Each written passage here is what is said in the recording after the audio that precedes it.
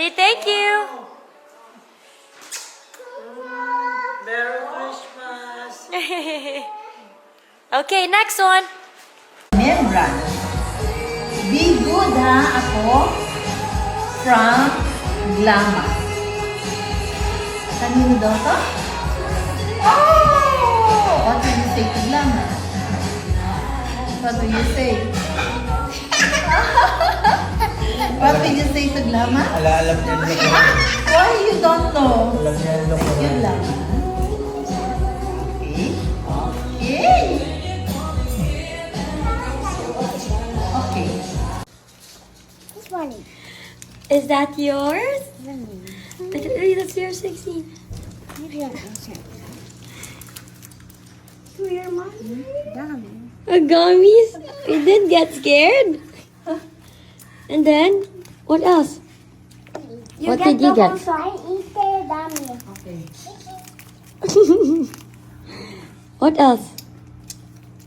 Oh, You get. get the whole side. Check it. Walang pake.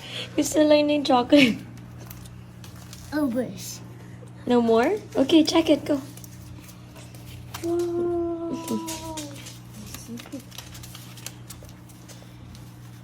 Mommy? Wow. And chocolate? Yeah. No, what else? Can you check, please? Nothing. You sure? Check it. Okay, say Tunay na napakasaya naman ang selebrasyon ni Catherine Bernardo kasama ang kanyang pamilya para i-celebrate ang Christmas. Tignan mo naman talaga at nag-unboxing sila ng mga regalo kasama ang kanyang pamangkin. Napakasaya talaga at nakakaaliw lalong-lalo na kapag may baby o bata sa inyong tahanan. Talaga namang nagbibigay talaga ito ng kulay sa Kapaskuhan. Napakaganda rin ang kanilang outfit dahil all red lahat sila. At napakaganda rin ang kanilang tahanan. Alam mo yun, maaliwalas at lakas talagang makamayaman. Narito kasi ang mga binahagi sa atin ni Queen Kath. Grateful for the greatest gift, family. Wishing you all a Merry Christmas.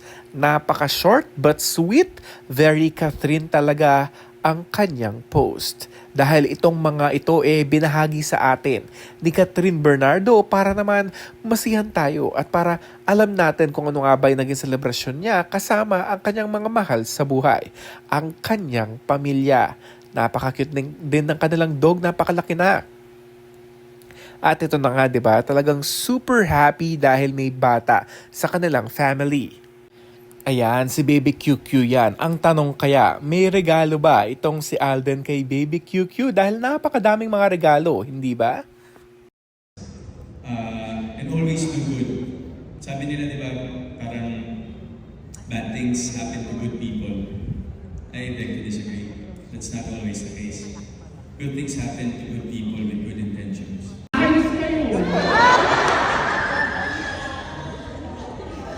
Hindi na, natouch lang talaga kasi kung kada nasasalita ako tungkol sa foundation kasi di ba si Richard, alam naman natin na hindi siya nakapagtapos ng college, hindi siya nakapagtapos ng course kung gusto niya. Ano, sinikap ko siya.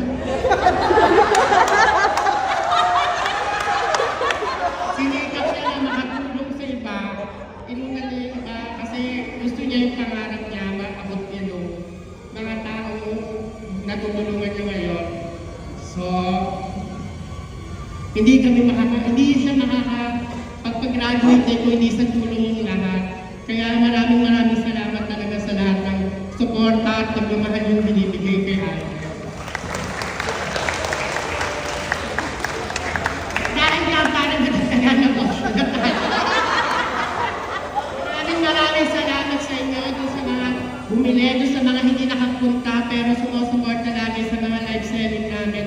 At lahat ng project ni Alden, maraming salamat. At Merry Christmas po sa inyong lahat.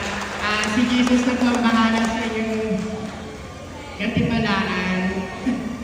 So ayan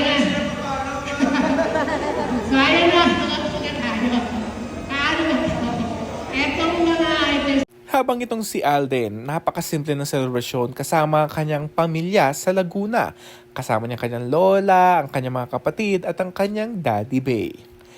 Huling teleserye ng ginawa ngayong taon ni Alden Richards ang Pulang Araw na talaga namang tumatak sa sambayanang Pilipino.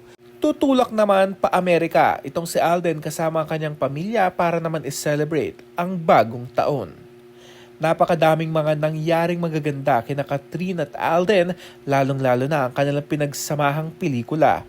But above all that, masaya tayo dahil muli silang nagkita, naging magkaibigan at naging lumalim ang kanilang relasyon. And that's it for now. This has been Jigo Manangan TV. Thank you for watching.